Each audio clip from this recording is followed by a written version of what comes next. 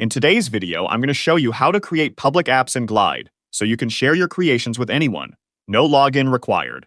If you find this helpful, be sure to like and subscribe, and let's get right into it. First, you'll want to open your preferred web browser.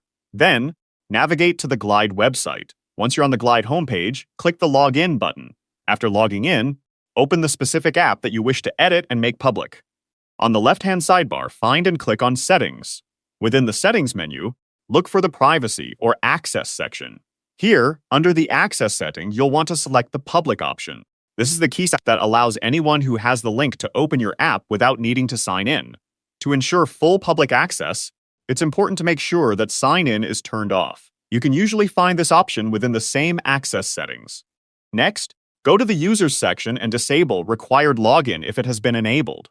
This ensures that your app is truly open to everyone. Finally, double-check that users can access all the content you intend for them to see within the app.